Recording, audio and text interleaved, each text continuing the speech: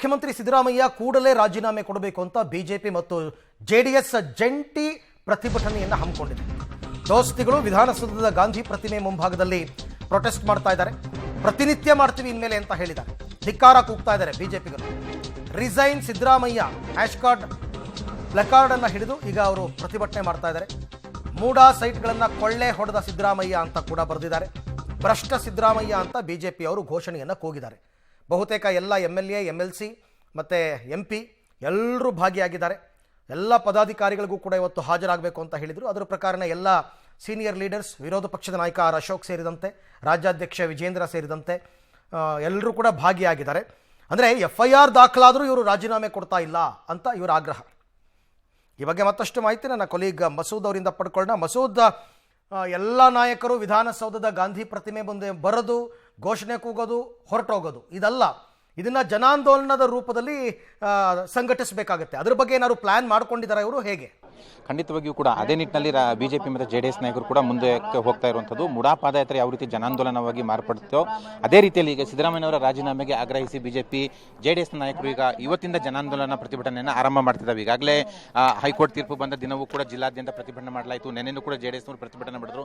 ಇವತ್ತು ಒಗ್ಗೂಡಿ ಪ್ರತಿಭಟನೆ ಮಾಡುವ ಮೂಲಕ ಒಂದು ರೀತಿಯಲ್ಲಿ ಜನಾಂದೋಲನ ರೂಪ ಕೊಡಬೇಕು ಅನ್ನುವಂತಹ ನಿಶ್ಚಯವನ್ನು ಮಾಡಿರುವಂಥದ್ದು. ಈಗಾಗಲೇ ಪ್ರತಿಭಟನೆ ಆರಂಭ ಆಗಿದೆ. ಬಿಜೆಪಿ ನಾಯಕರು ಭಾಷಣವನ್ನು ಮಾಡ್ತಾ ಇದ್ದಾರೆ. JDS ನಾಯಕರು ಕೂಡ ಕೈ ಜೋಡಿಸಿದ್ದಾರೆ. ಸುಮಾರು 60ಕ್ಕೂ ಹೆಚ್ಚು ಜನ ಬಿಜೆಪಿ JDSನ ಸಂಸದರು, ಪರಿಷತ್ ಸದಸ್ಯರು ಜೊತೆಗೆ ಶಾಸಕರು ಕೂಡ ಈ ಒಂದು ಪ್ರತಿಭಟನೆಯಲ್ಲಿ ಪಾಲ್ಗೊಂಡಿದ್ದಾರೆ. ಮುಖ್ಯವಾಗಿ ಎರಡು ಬೇಡಿಕೆ: ಸಿದ್ದರಾಮಯ್ಯವರು ನೈತಿಕತೆ ಹೊಣೆ ಕೊಟ್ಟು ರಾಜೀನಾಮೆ ಕೊಡಬೇಕು, ಜೊತೆಗೆ ಇಡೀ ಪ್ರಕರಣ ಲೋಕಾಯುಕ್ತದಲ್ಲಿ ತನಿಖೆ ಆಗಬೇಕು.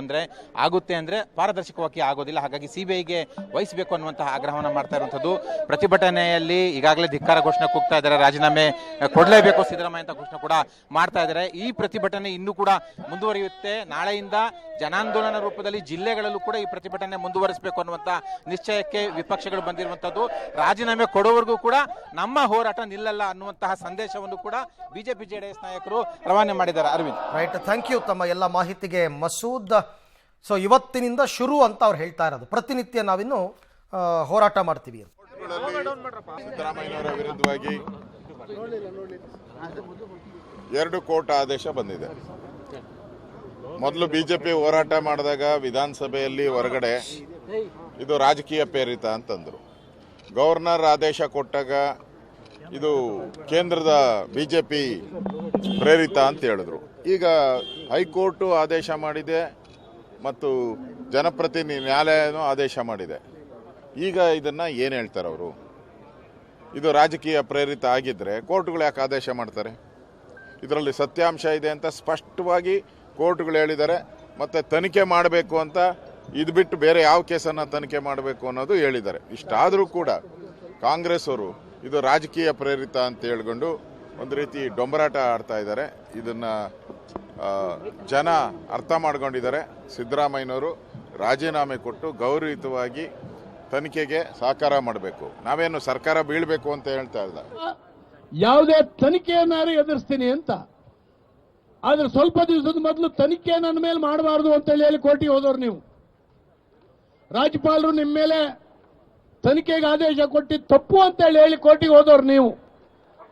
ಈ ಕಾರಣಕ್ಕಾಗಿ ಡೆಲ್ಲಿಯಿಂದ ಒಬ್ಬ ಸೀನಿಯರ್ ಅಡ್ವೊಕೇಟ್ನ ವಿಶೇಷ ವಿಮಾನ ಮಾಡಿ ಲಕ್ಷಗಟ್ಟಲೆ ಹಣ ಕೊಟ್ಟು ತಂದು ಆರ್ಗ್ಯುಮೆಂಟ್ ಮಾಡಿಸಿದವ್ರು ನೀವು. ನಿಮ್ಮ ಯಾವ ತಕರಾರುಗಳು ಕೂಡ ಹೈಕೋರ್ಟ್ನ ಎದುರುಗಡೆ ನಡೀಲಿಲ್ಲ. ಹೈಕೋರ್ಟ್ ಸ್ಪಷ್ಟ ಹೇಳಿದೆ.